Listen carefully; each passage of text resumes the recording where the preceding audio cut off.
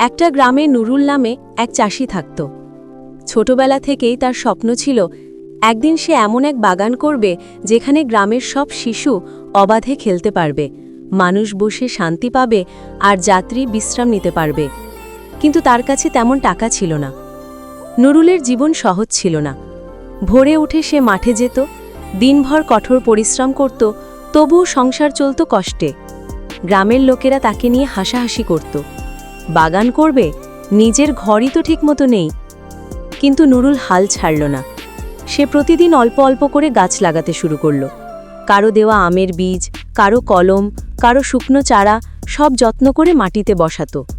বছরের পর বছর কেটে গেল। প্রথমে গাছগুলো ছোট ছোট চারা ছিল, কিন্তু ধীরে ধীরে বড় হতে লাগল। পাখিরা এসে গাইতে শুরু করল, ফুলে ভরে উঠল চারপাশ। গ্রামের মানুষ অবাক হয়ে দেখল, একদিন যে জায়গা ছিল পরিত্যক্ত, আজ সেটা সবুজে ভরা এক বাগান। এবার শিশুরা সেখানে খেলা শুরু করল। ক্লান্ত মানুষ এসে ছায়ায় বসতে লাগল, পথচারীরা বাগানে পানি খেয়ে বিশ্রাম নিত।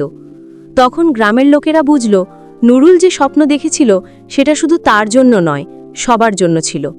কয়েক বছর পর নুরুল আর বেঁচে নেই, কিন্তু তার লাগানো বাগান আজও গ্রামের মানুষকে শান্তি দেয়, ছায়া দেয়, খাবার দেয়। শিশুরা সেখানে খেলাধুলো করে, আর বৃদ্ধরা সেখানে বসে গল্প করে।